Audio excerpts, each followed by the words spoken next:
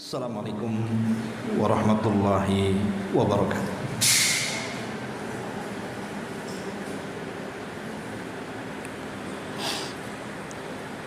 Bihamdillah wassalatu wassalamu ala rasulillah wa ala alihi wa sahbihi wa mawalah wa la hawla wa la quwata illa billahi wa ba'd. Salawat dan juga salam kita hadiahkan kepada Rasul kita Nabi besar Muhammad sallallahu alaihi wa ala alihi wasallam. Allah Subhanahu wa taala berfirman, yufuna bin nadri wa yakhafuna yawman kana syarruhu mustatira. Dan mereka memenuhi nazar dan takut akan satu hari yang azabnya merata di mana-mana. Wa yut'imuna at-ta'ama ala hubbihi miskinan wa yatiman wa asira. Mereka memberikan makanan yang disukainya kepada orang-orang miskin, anak yatim dan tawanan. Innama nut'imukum liwajhillah la nuridu minkum jazaan wala syukura. Mereka berkata, sungguh kami saat memberi makan kepadamu hanya demi ridha Allah. Kami tidak mengharap balasan dan terima kasih darimu. Inna nakhafu min rabbina yawman abusan qamtarira. Sesungguhnya kami sangat takut dengan azab Tuhan kami pada satu hari ketika orang-orang berwajah masam penuh kesulitan. Baru kemudian Allah mengatakan, fawaqahumullahu syarra dzalikal yaum wa laqahum nadratan wa surura wa jazahum bima sabaru jannatan wa harira. Maka Allah melindungi mereka dari keburukan hari itu dan memberikan keceriaan dan kegembiraan kepada mereka. Dia memberikan balasan kepada mereka atas kesabarannya berupa sorga dan juga pakaian dari sutra. Ma'asyiral muslimat yang dimuliakan Allah Subhanahu wa taala, dari ayat 7 sampai ayat 12 ini ada amalan-amalan yang sangat istimewa, di mana amalan-amalan itu akan berakibat sorga dan dijauhkannya kita dari neraka. Pertama Allah mengatakan yufuna bin nadri. Di sini ada akhlak wafa. Kemudian yang kedua wa yakhafuna yauman. Kemudian mereka takut. Jadi ada akhlak khauf, takut kepada Allah Subhanahu wa taala. Kemudian yang ketiga wa yut'imuna at-ta'am. Mereka memberi makan orang-orang yang membutuhkan. Kemudian yang keempat, innama nut'imukum liwajhillah. Sesungguhnya kami memberi makan kepadamu hanya demi ridha Allah. Berarti di sini ada akhlak ikhlas. Kemudian kalimat wajazahum bima sabaru. Dia memberikan balasan kepada mereka atas kesabaran. Di sini ada kalimat sabar. Berarti ada wafa, ada takut, memberi makan, kemudian keikhlasan dan juga sabar. Baik, kita akan jelaskan satu persatu. Ma'asyiral muslimat yang dimuliakan Allah Subhanahu wa taala. Wafa artinya membalas. Membalas kebaikan dengan kebaikan yang jauh lebih baik dibandingkan kebaikan dia kepada kita. Itu disebut wafa artinya. Jadi kalau seandainya saya berbuat baik kepada ibu, maka ibu akan membalas kebaikan saya berlipat ganda dibandingkan kebaikan saya kepada ibu. Dan ini akhlak yang sangat mulia dalam Islam. Jarang sekali orang membalas kebaikan lebih kepada orang yang berbuat baik kepada kita. Dan itulah akhlak Nabi. Nabi SAW itu selain tidak pernah melupakan kebaikan orang, maka sekali membalas kebaikan orang, maka dia akan berlipat ganda kebaikan yang diberikan kepada orang yang berbuat baik kepada dia. Ini disebut akhlak wafa. Dan harusnya seorang muslim seperti itu, memiliki sifat wafa. Kemudian yang kedua, wa yakhafuna yawman kana syarruhu mustatira. Kemudian di sini ditanamkan akhlak takut. Takut kepada Allah Subhanahu wa taala dari azabnya. Maknanya jangan sampai kita merasa aman dari makar Allah Subhanahu wa taala. Dan takut ini sangat mulia sekali. Karena Allah Subhanahu wa taala ketika menyebutkan tentang sorga, Allah mengatakan waliman khafa maqama rabbih jannatan. Dan bagi orang-orang yang takut kepada Rabbnya, maka dia akan mendapatkan 2 sorga sekaligus. Para ulama mereka mengajarkan kepada kita rasa takut bukan hanya takut terhadap kemaksiatan yang mereka lakukan, tapi lebih daripada itu mereka menanamkan perasaan takut akan ibadah yang sudah mereka kerjakan. Takut kalau seandainya ibadah mereka itu tidak diterima. Begitulah para ulama dahulu mengajarkan kepada kita. Kalau orang bermaksiat kemudian takut kalau diazab, itu wajar. Tapi kalau orang beribadah kemudian dia takut kalau ibadahnya tidak diterima, ini luar biasa. Makanya Nabi Ibrahim alaihi salatu wasalam setelah membangun Ka'bah, dia ketakutan kalau amalannya tidak diterima. Makanya dia mengatakan, taqabbal minna, ya Allah terimalah apa yang sudah kami buat. Jadi Ibrahim berdoa kepada Allah Azza wa Jalla agar apa yang telah dia buat membangun Ka'bah itu diterima oleh Allah Subhanahu wa taala amalan. Padahal yang memerintahkan membuat Ka'bah Allah, yang membimbing membuat Ka'bah juga Allah. Dan yang membangun Ka'bah bukan hanya seorang nabi tapi seorang rasul dan kekasih Allah. Tapi Ibrahim masih takut kalau tidak diterima perbuatannya. Makanya para ulama sampai-sampai mereka mengatakan kalau seandainya aku tahu 1 sujudku saja diterima oleh Allah Subhanahu wa taala, itu sudah cukup. Masalahnya kan kita tidak tahu apakah sujud yang kita lakukan, salat yang kita lakukan, puasa yang kita lakukan, zakat, sedekah yang kita lakukan diterima atau tidak. Kita tidak tahu. Makanya mereka mengatakan kalau 1 sujud saja tahu aku diterima oleh Allah Azza wa Jalla sudah cukup. Kenapa? Karena Allah berfirman, innama yataqabbalullahu minal muttaqin.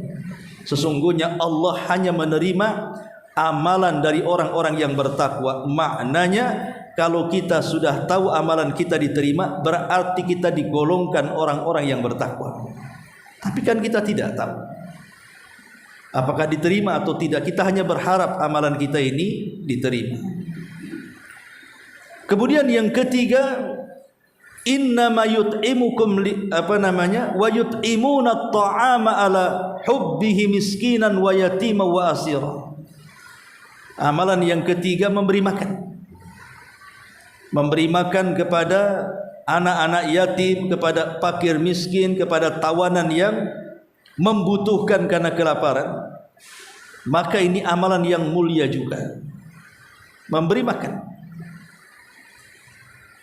Bahkan dalam sebuah ayat Allah mengatakan, lan tanalul birra hatta tunfiqu mimma tuhibbun. Kalian tidak akan sampai ke level albir, maksudnya amal soleh tertinggi dalam Islam, sampai kalian bisa menginfakkan harta yang paling kalian cintai. Jadi kalau seandainya ada orang-orang yang berhajat dengan kita, mungkin dia anak yatim, mungkin dia fakir miskin, atau mungkin orang-orang yang berhajat kepada kita, kemudian kita tolong padahal kita berhajat dengan harta itu, maka itulah amalan tertinggi dalam Islam yang disebut dengan albir. Lah di sini wa yut'imuna at-ta'ama ala hubbi, dan mereka memberi makan kepadamu di mana dia sangat berhajat dengan makanan itu, seperti yang dilakukan para sahabat, di mana Allah gambarkan bagaimana mereka itu mementingkan orang lain dibandingkan diri mereka sendiri. Allah katakan wa yu'thiruna ala anfusihim walau kana bihim khasasah. Mereka mendahulukan orang padahal mereka sendiri berhajat. Seperti satu kisah di zaman Rasul, ketika Nabi SAW kedatangan tamu, tiba-tiba kemudian Rasul pulang ke rumah istri-istrinya, tapi sayang tidak ada makanan yang bisa untuk menjamu tamunya. Demikian susahnya Nabi SAW berada di kota Madinah saat itu, sampai tidak ada makanan di rumahnya. Tapi Nabi SAW manusia yang paling menghormati tamunya. Dia pun kemudian mengumpulkan orang-orang Muhajirin dan Ansar dan mengatakan, siapa yang mau memuliakan tamuku, kata Rasul. Rupanya ada seorang sahabat namanya Jabir bin Abdullah radhiyallahu anhu mengatakan, Rasul serahkan tamu itu kepadaku. Jabir sendiri tidak berfikir bahwa di rumahnya ada makanan atau tidak, main saya saja. Pulang dia bertanya kepada istrinya, hal indaki ta'am, apakah ada makanan di rumah ini wahai istriku? Maka istrinya mengatakan, ada, tapi cuma cukup untuk makan anak-anak saja. Akhirnya kata Jabir, ya sudah kalau begitu, makanan itu jangan diberikan kepada anak-anak. Makanan itu kita berikan kepada tamu, karena saya sudah berjanji akan memuliakan tamu Rasul nanti malam. Kata istrinya, lalu bagaimana anak-anak kita? Kata Jabir, buatlah mereka sibuk sehingga mereka lupa makan, kemudian lelah, kemudian tidur. Dan nanti malam kau berpura-pura menyalakan lampu, kemudian anggap lampu itu rusak dan kau padamkan saat tamu makan. Maka di malam hari itu tiba, tamu datang, anak-anak Jabir sudah tidur kelelahan main, kemudian istrinya pura-pura kemudian membenahi templon gitu ya, kemudian digelapkan pura-pura rusak supaya tamu tidak tahu apa yang dihidangkan di meja itu. Maka ketika tamu kemudian melahap makanan itu, kemudian selesai, kemudian pulang, maka turun ayat menggambarkan keluarga Jabir ini, wa yu'thiruna ala anfusihim walau kana bihim khasasah. Mereka para sahabat lebih mendahulukan dan mementingkan orang lain padahal mereka juga berhajat seperti itu. Ini kan akhlak mulia, Bu. Siapa di antara kita hari ini yang mementingkan orang lain dibandingkan kita? Kayaknya ndak ada ya. Kalau ada pun mungkin ya satu dua, tapi jaranglah di zaman sekarang ini yang seperti ini. Jangankan kepada orang lain, kepada saudara saja kita bakhil, apalagi kepada orang. Yang luar biasanya, perhatikan 3 ayat 7, 8 dan 9 ini menggunakan lafaz fi'lul mudhari', bukan menggunakan fi'il madhi. Yufun fi'lul mudhari', yakhafun fi'lul mudhari', wa yut'imun fi'lul mudhari'. Fi'il mudhari' itu artinya kata kerja bentuk yang sekarang dan yang akan datang. Lain dengan fi'il madhi, itu kata kerja yang menunjukkan waktu lampau. La fi'il mudhari dalam ilmu usul memiliki faedah. Artinya ketika mereka memiliki sifat wafa, sifat takut dan memberi makan orang-orang susah itu bukan sekali dua kali tapi seterusnya. Jadi bukan wafa sekali tapi wafa seterusnya. Bukan takut satu kali tapi takut seterusnya. Bukan hanya memberi makan satu kali tapi terus memberi makan. Itulah yang disebut dengan istiqamah namanya. Jadi kita dituntut untuk istiqamah. Kalau berbuat baik, jangan sekali, tapi teruslah berbuat baik. Karena di antara tanda-tanda bahwa amalan kita itu diterima oleh Allah Subhanahu wa taala ketika kita mampu melakukan amal saleh dan selesai satu amal saleh, maka dia akan terus melakukan amal saleh itu. Tidak mencukupkan satu kali tetapi estafet terus. Sehingga para ulama mengatakan min thawabil hasanati al hasanatu ba'daha wa min jazai sayyiati sayyiatu ba'daha. Di antara ganjaran amal saleh adalah amal saleh yang dilakukan setelahnya. Begitu juga ganjaran dosa adalah karena dia melakukan dosa setelahnya. Jadi kita diajarkan istiqamah di sini. Bahwa sifat wafa itu harus melekat dan terus melekat. Sifat takut itu harus tetap ada dan terus ada. Sifat memberi makan itu harus terus berlangsung dan terus tidak berhenti. Dia tetap istiqamah. Dan kalau dia istiqamah dalam sebuah kebaikan, itu tanda diterimanya amal kita. Dan itu tanda-tanda kebaikan sampai akhir hayatnya. Itulah yang difirmankan Allah Subhanahu wa taala, innal ladzina qalu rabbuna Allah tsumma istaqamu tatanazzalu alaihimul malaikatu alla takhafu wa la tahzanu wa abshiru bil jannati allati kuntum tu'adun. Orang-orang yang mengatakan Rabb kami Allah, kemudian dia istiqamah terus menerus dalam amal saleh, maka saat detik-detik wafatnya malaikat akan datang menghabar gembirakan di telinga kita, jangan takut, jangan sedih, karena surga sudah menantimu. Ma'asyiral muslimat yang dimuliakan Allah Subhanahu wa taala. Inilah tiga akhlak yang mulia. Menanamkan wafa, menanamkan takut, dan menanamkan sifat kedermawanan. Maka lihat apa akibat yang akan didapat. Allah mengatakan fawaqahumullahu syarra dzalikal yaum. Baru kita masuk pada ayat ke-11-nya, maka Allah akan melindungi mereka dari keburukan. Dari keburukan. Bahkan akan memberikan kepada mereka keceriaan dan kebahagiaan. Kapan itu? Kelak di sorga. Itulah orang-orang yang istiqamah, orang-orang yang senantiasa memiliki tanda dari tanda-tanda diterimanya amal.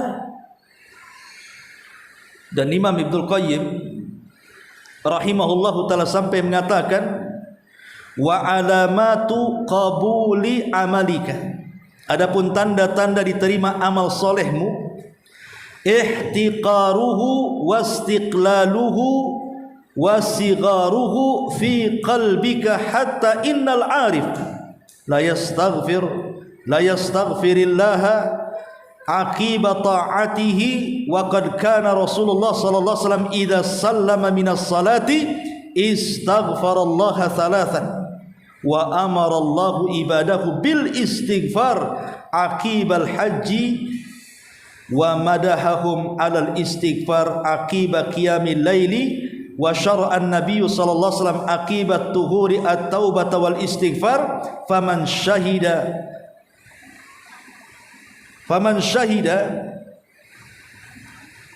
wajib rabbih wa miqdara amalihi wa aiba nafsihi lam yajid buddan min istighfari rabbih minhu wa ihtiqarihi iyyahu wa istisghari.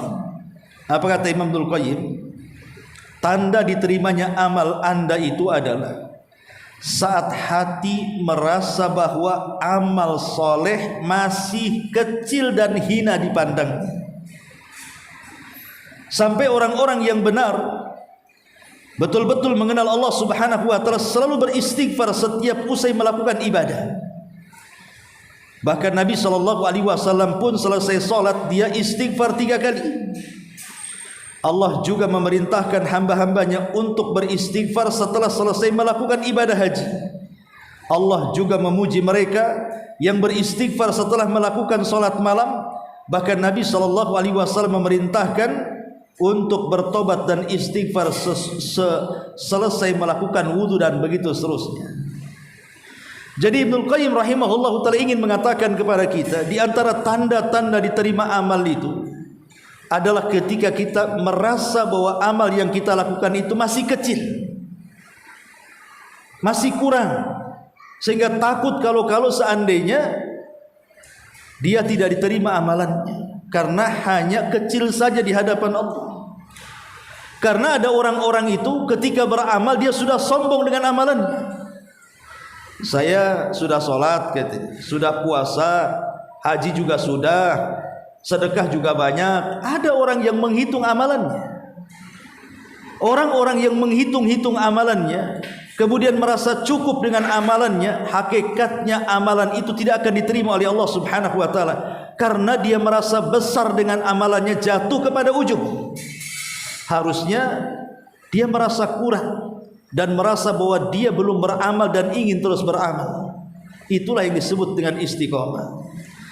Lah, orang-orang yang seperti ini, yang istiqomah dengan amalannya, maka Allah hadiahi mereka bahwa mereka akan dihindarkan dari keburukan di hari ketika mereka menghadapi keburukan itu. Maksudnya entah keburukan itu sifatnya di alam kubur, entah keburukan itu sifatnya di alam mahsyar, atau mungkin keburukan itu adalah bentuknya neraka Allah Subhanahu wa taala. Dan Allah akan memberi keceriaan dan kegembiraan pada mereka, maksudnya surga. Kemudian Allah Subhanahu wa taala mengatakan, "Wa jazahum bima sabar." Dan Allah Subhanahu wa taala akan memberikan balasan kepada mereka atas kesabaran. Kenapa mereka diberikan balasan oleh Allah Subhanahu wa taala atas kesabaran? Sabar itu, Bu, sering saya katakan terbagi menjadi 3. Sabar itu terbagi menjadi 3. Pertama, sabar di saat melaksanakan perintah Allah Subhanahu wa taala. Yang kedua, sabar dikala dia menjauhi maksiat kepada Allah Subhanahu wa taala. Dan yang ketiga, sabar dikala dia menghadapi qada dan qadar Allah Subhanahu wa taala. Adapun sabar ketika melaksanakan ketaatan kepada Allah Subhanahu wa taala terbagi menjadi 3. Sabar saat sebelum pelaksanaan ibadah, sabar ketika melaksanakan ibadah, di tengah-tengah melaksanakan ibadah, dan sabar di saat selesai melaksanakan ibadah. Itulah sabar di atas ketaatan kepada Allah Subhanahu wa taala. Contohnya umpamanya seseorang melaksanakan sholat, sabar sebelum melaksanakan sholat, seperti sabar dia harus mengambil wudu walaupun mungkin air yang kita gunakan dingin, kita tidak suka memegang air dan begitu seterusnya. Sabar, sempurnakan wudu, hadirkan niat, kemudian perbaiki pakaian, perbaiki tempat sholat. Kemudian yang kedua, sabar di tengah-tengah salat.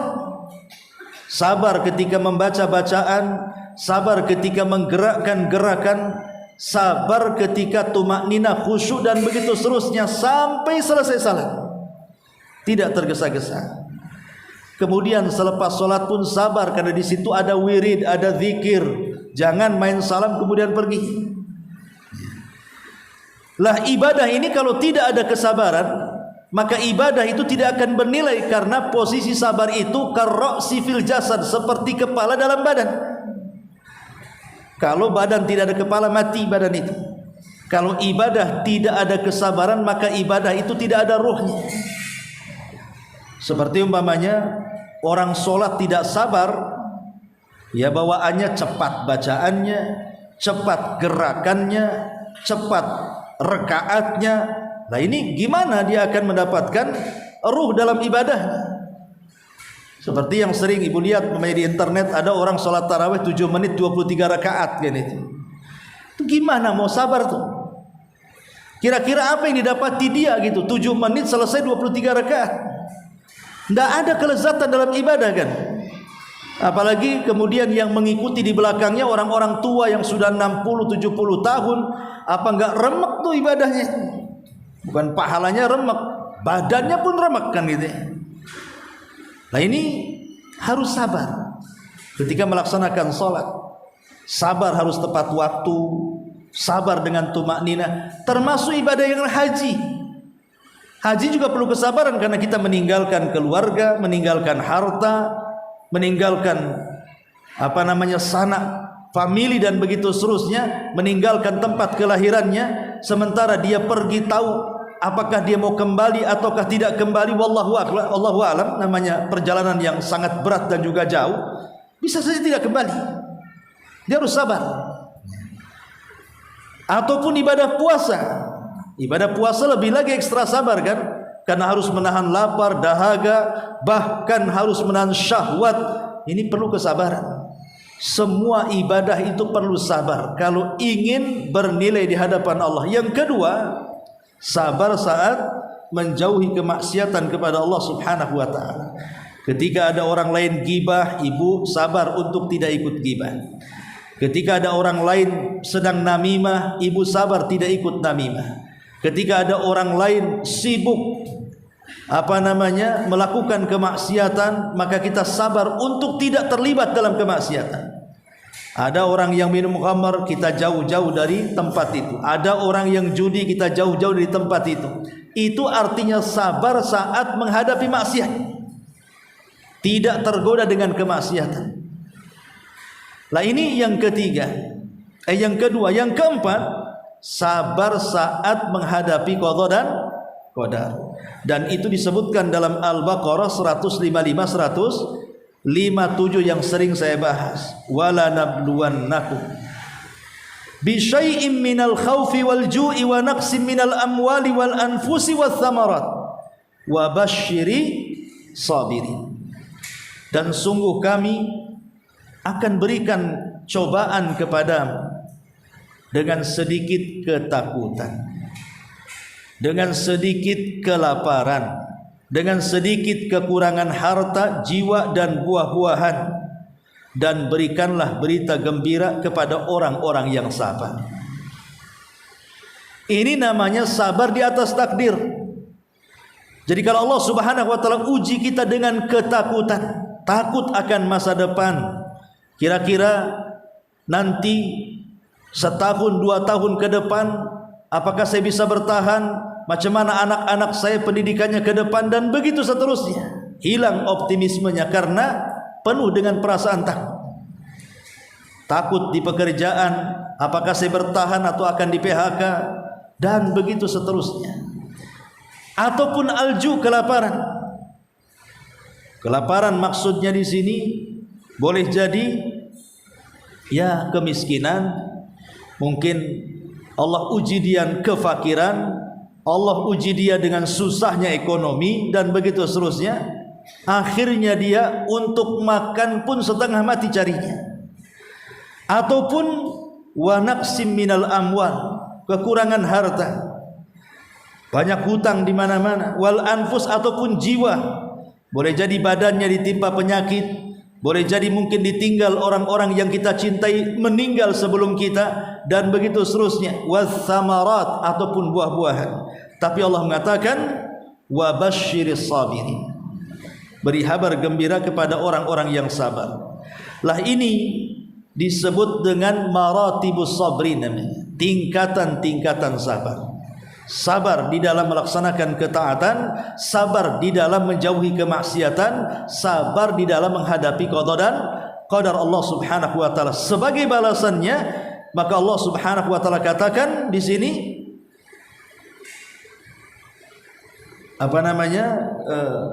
Wa jazahum bima sabaru jannata wa harira. Dia memberikan balasan kepada mereka atas kesabaran berupa sorga. Maka sabar itu jalan yang paling cepat masuk sorga. Di zaman Rasul ada seorang wanita itu punya penyakit ayan. Taulah penyakit ayan, Bu, ya. Penyakit ayan itu kalau datang penyakit itu biasanya hilang akal. Terkadang membuka aurat dia tidak malu. Terkadang berteriak-teriak, terkadang guling-guling, itulah kena ayan. Jadi ada seorang wanita yang berkulit hitam itu punya penyakit ayan. Jadi kalau datang penyakitnya, terkadang dia singkap-singkap auratnya karena tidak sadar. Jadi wanita ini merasa malu. Kalau dia sembuh sadar, diberitahu bahwa auratnya tersingkap, malu dia. Datang kepada Rasul dan mengatakan, ya Rasulullah, doakan penyakitku kepada Allah agar Allah menyembuhkan penyakitku. Sebab kalau penyakitku kumat, terkadang aku membuka auratku, aku malu. Maka Nabi SAW mengatakan, baik, saya akan berdoa kepada Allah semoga Allah sembuhkan penyakitmu.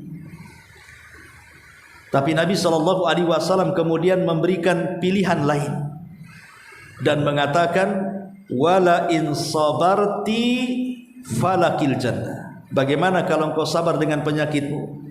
Hadiahnya surga. Maka wanita ini dihadapkan dengan dua pilihan. Pertama, kesembuhan dari penyakitnya, dan itu tidak mustahil bagi Allah Subhanahu wa taala atas doa nabinya. Yang kedua, tidak disembuhkan penyakitnya dan dia disuruh sabar dengan penyakitnya, tapi balasannya surga. Saya kira kalau ibu di posisi wanita ini pasti ingin sembuh. Tapi wanita ini adalah wanita pengejar surga. Dia mengatakan, aku milih yang kedua wahai Rasul. Tidak apa-apa tidak sembuh penyakitku kalau memang itu balasannya. Tapi wahai Rasul, mintalah kepada Allah Subhanahu wa taala kalau seandainya terjangkit lagi penyakitku, agar Allah tidak menyingkap auratku itu saja. Akhirnya Rasulullah SAW berdoa agar kalau datang penyakit ayannya wanita ini, dia tidak tersingkap auratnya. Maka wanita ini memilih surga. Kata Rasul, wala in sabarti falakil jannah. Kalau engkau sabar, maka bagimu surga. Kenapa sabar itu? Sangat mudah orang itu masuk surga dengan sabar. Karena satu-satunya pahala yang tidak ada balasannya, secara nominal tidak jelas di dunia, tetapi bagi Allah tidak terbatas balasannya, itu hanya sabar. Makanya ketika Nabi SAW menukilkan hadis kursi tentang fadilah puasa, maka Allah berfirman, as-saumu li wa ana azzibi. Puasa itu untukku, aku yang akan membalasnya. Tidak disebut berapanya, karena inti daripada puasa itu sabar. Dan Allah katakan, innama yuwaffas sabiruna ajrahum bighairi hisab. Balasan orang yang berbuat sabar itu tanpa batas, kata Allah. Subhanallah, ya. Ma'asyiral muslimat yang dimuliakan Allah Subhanahu wa taala. Kemudian juga dalam ayat ini ada faedah tentang pentingnya ikhlas. Dari ayat yang mana? Ayat ke-9 Allah mengatakan, innama nut'imukum liwajhillah. Kalimat liwajhillah ini mengisyaratkan tentang pentingnya ikhlas. Dan ikhlas itu yang menentukan amal seseorang. Dua penentu amal seseorang. Pertama ikhlas, dan yang kedua ittiba, mencontoh Nabi SAW. Ikhlas saja tidak cukup kalau ittiba. Ittiba saja tidak cukup kalau tidak ikhlas. Berarti dua-duanya harus ada ketika kita melakukan amal saleh. Kenapa demikian? Karena kalau seseorang tidak ikhlas jatuh kepada syirik. Tapi kalau orang tidak ittiba jatuh kepada bid'ah. Tapi ketika kemudian orang ikhlas dan ittiba, maka dia bisa membuang dua dosa kesyirikan dan kebid'ahan dalam agama. Makanya itu penting. Kemudian setelah itu Allah Subhanahu wa taala merinci tentang surga. Jadi setelah menyebutkan beberapa amalan dan diakhiri dengan kesabaran, dan Allah katakan wa jazahum bima sabaru jannatan wa harira.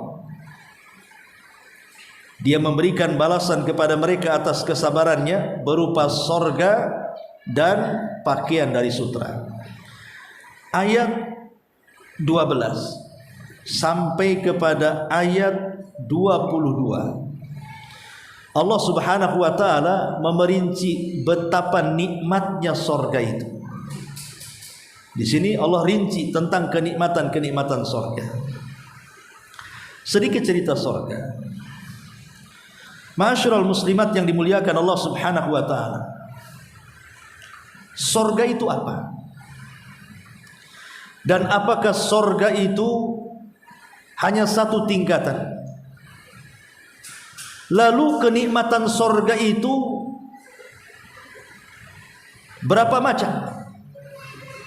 Termasuk orang-orang yang akan masuk menjadi penghuni surga itu, seperti apa kenikmatan yang akan diraih mulai dari tertinggi sampai terendah. Ma'asyiral muslimat yang dimuliakan Allah Subhanahu wa taala, yang pertama,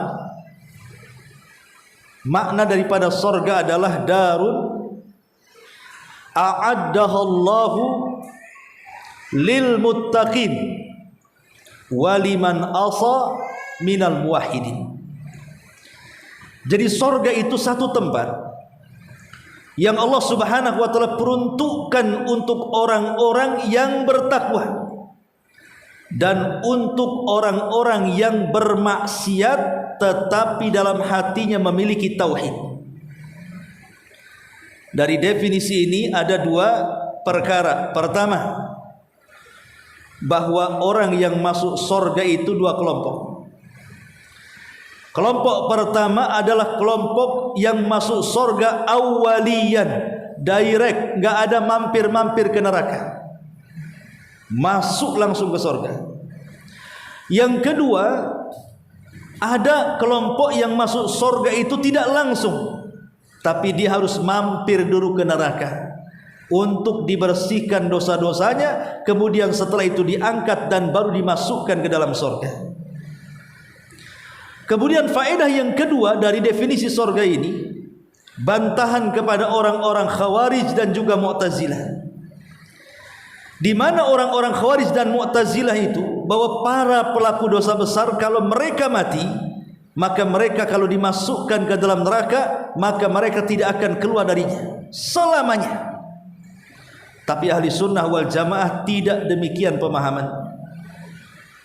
Kalau orang masuk ke dalam neraka dan dosanya tidak sampai kepada dosa yang mengekalkannya seperti kesyirikan, walaupun boleh jadi dia lama di neraka, tapi ada kesempatan dia keluar dari neraka dan masuk ke dalam surga. Dan mereka adalah para pelaku maksiat yang dalam hatinya masih ada tauhid. Ini yang pertama, makna daripada surga. Yang kedua, surga itu ada tingkatan-tingkatannya. Lalu di mana surga? Surga itu berada di atas 7 lapis langit sana. Lebih tepatnya berada di atas Sidratil Muntaha. Makanya Allah Subhanahu wa taala mengatakan Sidratul Muntaha indaha jannatul ma'wa. Di Sidratil Muntaha, di sisinya ada surga. Berarti surga yang paling bawah itu berada di atas Sidratil Muntaha. Dan yang paling tinggi surga itu disebut Firdaus, di mana atapnya adalah singgasana Allah, dengan kata lain arsy Allah Subhanahu wa taala. Dahulu di zaman Rasul ada seorang wanita namanya Ummu Harithah. Ummu Harithah ini punya anak namanya Harithah. Ikut perang bersama pasukan Nabi. Ketika dia diperintahkan untuk menjaga pasukan, saat istirahat, rupanya dia terkena panah saat sholat kemudian meninggal.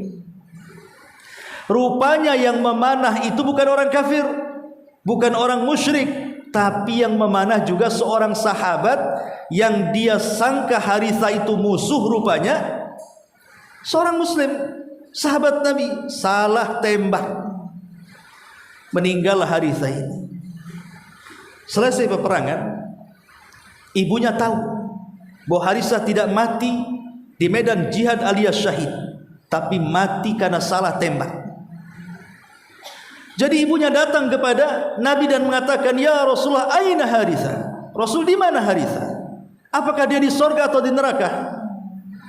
Maka Nabi SAW mengatakan, "Ya Umma Harithah, putramu di sorga.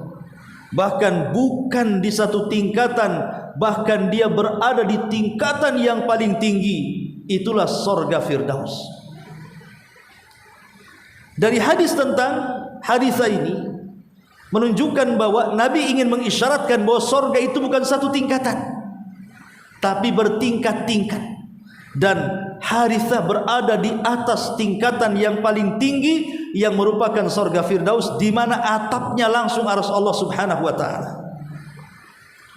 Makanya Nabi SAW bersabda ketika Allah mengumpulkan para penggemar Al-Quran di sorga, sebelum mereka menempati tempat-tempat mereka di sorga, Allah kumpulkan tuh para penghafal Quran, para pembaca Quran, para penggemar Quran.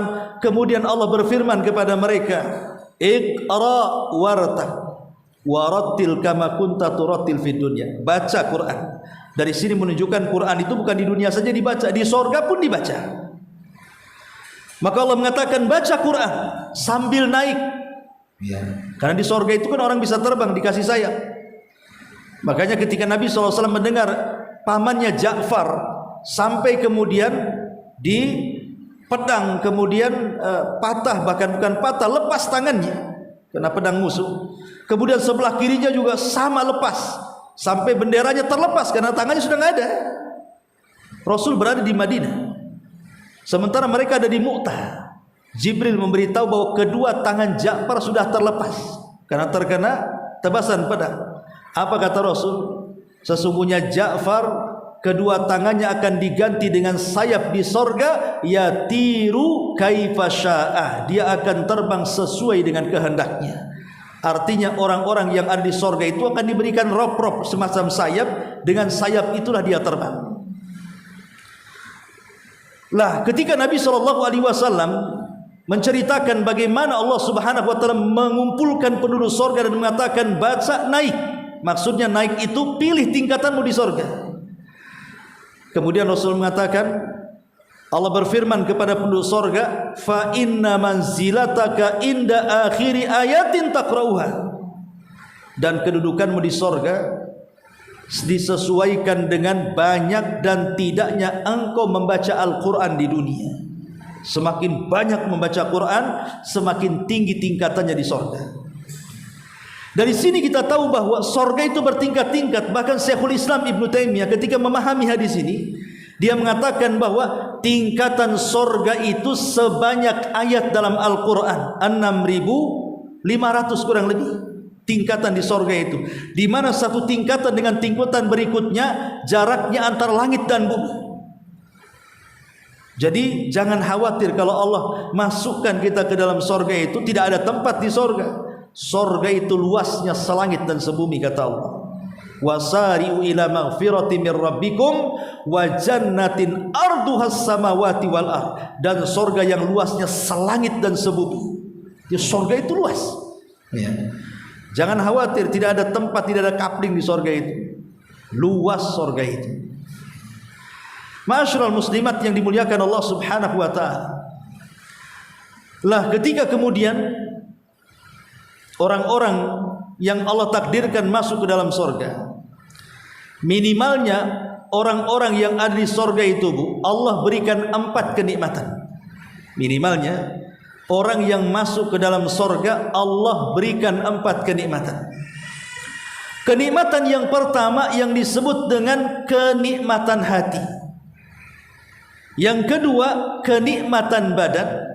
Yang ketiga kenikmatan ketenangan yang ada pada diri kita. Dan yang ketiga, yang terakhir kenikmatan tempat.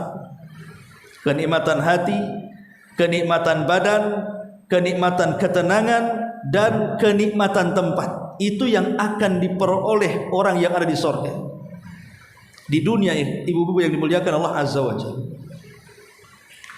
di dunia itu kan angan-angan kita, satu, hati kita ini tidak pernah dirundung dengan perasaan takut. Karena takut itu membuat stres kan. Tidak mau dirundung dengan perasaan sedih, karena sedih itu membuat orang bingung. Lah di sorga itu tidak ada takut, tidak ada sedih. Betul-betul hatinya tenang.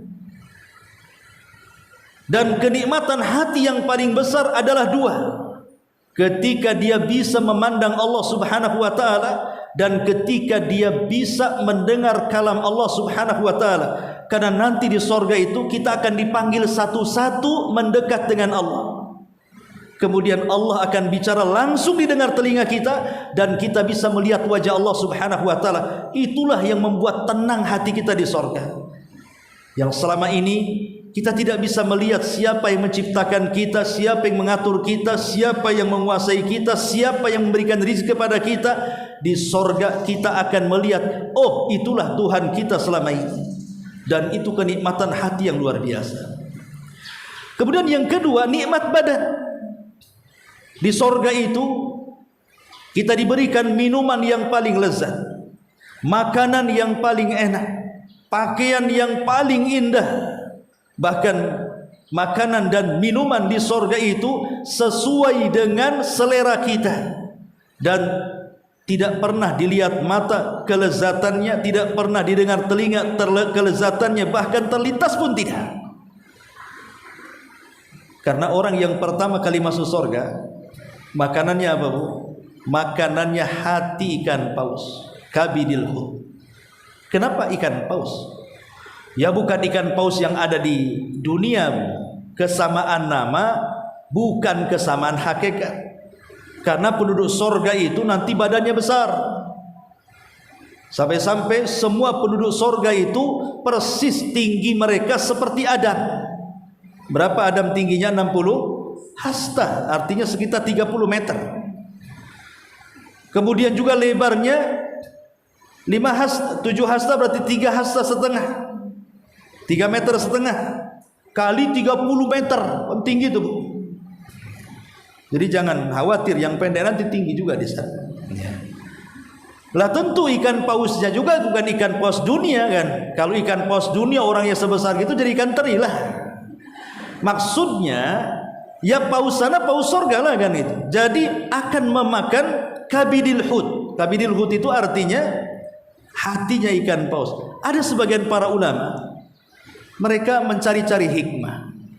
Kenapa hati ikan paus? Kenapa tidak hati yang lain saja?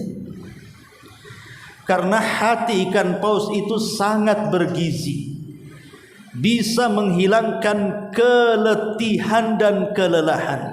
Karena selama penduduk sorga itu berada di padang mahsyar harus berdiri lama, kemudian ada proses hisab sampai penyeberangan titian Shiratal Mustaqim, sampai berjubel di pintu sorga, lelahnya luar biasa.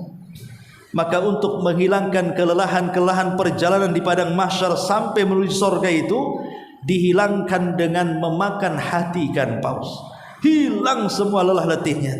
Ada yang kemudian mengambil hikmah kenapa mesti hati ikan paus.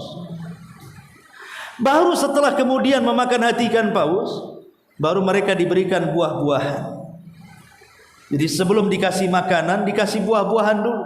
Makanya Allah dahulukan buah-buahan sebelum makanan. Wa faqihatin mimma yatakhayyarun wa lahmi tairin mimma yashtahun, kata Allah. Mereka akan diberi makan buah-buahan sesuai dengan pilihan mereka. Ibu suka anggur, datang anggur. Ibu suka duren, datang duren. Ibu suka apel, datang apel. Tapi tentu kesamaan nama buah-buahan di dunia dengan di sorga, hanya nama hakikatnya berbeda. Baru setelah itu, setelah makan buah-buahan, baru makan daging. Walahmi tairin. Tair itu nakirah. Dalam bahasa Arab tufidul umum, memiliki makna umum. Artinya setiap daging itu disebut tair. Setiap daging itu disebut burung. Ya. Apa maknanya? Maknanya di sorga itu tidak ada binatang melata yang berjalan seperti berjalannya di bumi. Tapi semua binatang di sorga itu terbang, karena di sana tidak ada gravitasi sorga. Seperti di bumi ini ada gravitasi namanya, di sorga tidak ada. Maka semua terbang. Nggak ada kambing merayap, nggak ada. Kambing terbang, sapi terbang, unta terbang, ibu aja terbang. Semua terbang di sana. Lah, kenapa di sini dahulukan buah-buahan baru makanan? Rupanya konsep kesehatan memang begitu kan, begitu ya. Tanyalah dokter-dokter ahli kesehatan bahwa makanan ketika memakan terbaik itu ketika didahului buah-buahan baru makanan kan, begitu ya teorinya kan. Rupanya ini konsep Quran. Buah-buahan dulu baru makanan. Kalau kita kan enggak, nasi dulu kenyang-kenyang baru ya semangka, apel ya. Itu penutup katanya. Ya, padahal konsep Quran itu buah-buahan dulu, setelah makan buah ya berhenti sesaat baru makan nasi, itu bahasa kitanya. Lah ini kan sesuai dengan kesehatan. Lah baru setelah itu terserah mengambil minuman apa, jahe apa, semua ada di sorga itu. Ini namanya kenikmatan badan. Dikasih makanan enak, minuman enak gitu ya, pakaian indah, itu namanya nikmat badan. Kemudian yang ketiga, nikmat jiwa. Beda nikmat hati dengan jiwa. Jiwa ini lebih kepada kenikmatan fisik. Umpamanya seorang suami atau seorang laki-laki mendapatkan bidadari. Kemudian wanita-wanita dunia kalau masuk ke dalam sorga, maka dia akan menjadi ratunya sorga, lebih cantik dibandingkan bidadari. Makanya Quran tidak pernah menceritakan wanita dunia yang masuk sorga. Quran itu hanya menceritakan wanita-wanita yang tercipta di sorga yang namanya bidadari saja. Kenapa tidak diceritakan wanita dunia yang masuk sorga? Karena keindahannya melebihi bidadari. Dan itu kenikmatan nafsi nanti. Di sorga itu cantik terus, tidak perlu beli skincare, tidak perlu perawatan ke sauna, ke salon, nah di sana itu sudah memang Allah buat dia seperti itu. Dan semakin hari itu kenikmatan yazdad wa yazdad. Di sorga itu tidak ada kenikmatan yang berkurang. Yang ada setiap harinya bertambah, bertambah, bertambah, dan begitu seterusnya. Dan ini menyelisih kenikmatan dunia kan, Bu? Kalau di dunia itu kan berkurang. Awalnya cantik, kemudian memudar kecantikannya sampai menjadi tua takut ngaca. Nah itu di dunia ya. Tapi kalau di sorga itu tidak. Jadi setiap hari, seminggu, sebulan, setahun, dan begitu seterusnya, yazdad wa yazdad, bertambah dan bertambah. Dan itu setiap hari Jumat, atau istilah sorga yaumul mazid. Sepekan sekali itu wajah ibu itu berubah, dan wajah suami ibu juga berubah setiap minggunya, setiap hari Jumat. Bagi laki-laki mereka ke pasar, bagi perempuan cukup di istana. Sampai disebutkan dalam hadis sukul jannah, hadis pasar surga itu. Jadi laki-laki yang keluar dari istana kemudian mereka ke pasar untuk berjumpa dengan kawan-kawan di dunia, maka mereka kemudian yang sama-sama masuk surga bernostalgialah di pasar itu. Ya sama dengan kita, mereka juga ngobrol masalah kehidupan dunia, masih ingat mereka itu. Karena Allah berikan ingatan yang jauh lebih ingat dibandingkan kita yang hidup di dunia. Kita saja kadang-kadang ada kawan yang lama ngobrol, lah saya kawan kamu, saya kawan se-SD-mu, se-SMP-mu, ingat kok kamu dulu makan cilok sama saya? Mana ingat ibu? Kapan, di mana, ciloknya kayak apa, nggak tahu. Ya. Tapi di sorga itu ingatan semua ada. Jadi memori di dunia itu semua hafal di surga itu. Ibu juga sama, tapi di surga nggak ada ngerumpi, Bu ya. Nah, sama ibu-ibu datang, ya cerita nostalgia.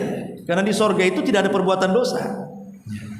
Lah, apabila laki-laki ini sudah selesai bernostalgia dengan kawan-kawannya menceritakan kehidupan dunia, mereka pulang, sebelum pulang itulah diutus semacam rih yang membawa debu, angin yang membawa debu, kemudian menerpa wajah-wajah penduduk sorga. Angin itulah yang merubah wajah setiap penduduk sorga.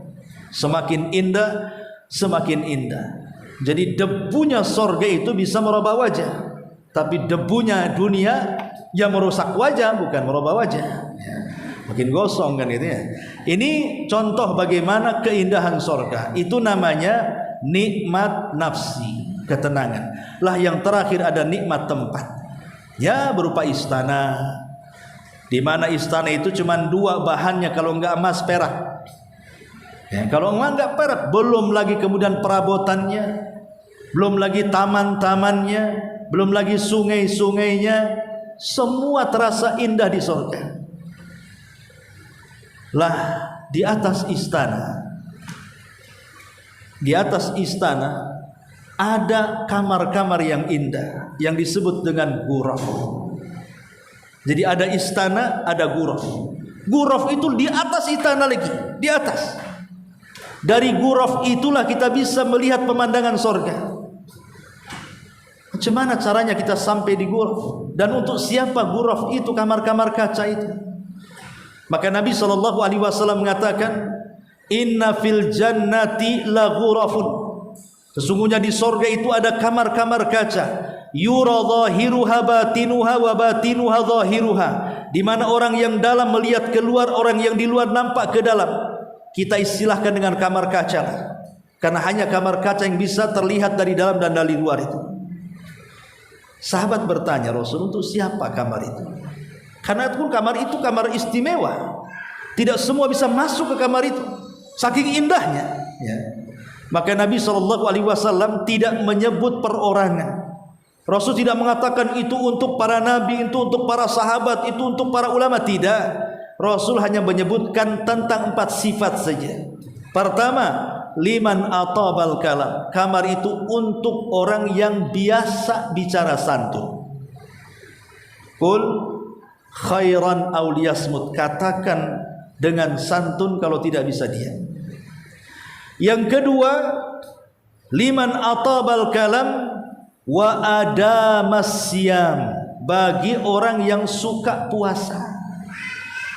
Bagi orang yang suka puasa, ya puasa itu kan banyak. Selain puasa wajib ada Senin Kamis, ada puasa Daud, ada puasa Ayyamul Bid. Minimalnya Bu, kalau ibu tidak bisa puasa Daud, kalau ibu tidak puasa Senin Kamis, minimalnya puasa Ayyamul Bid 3 hari.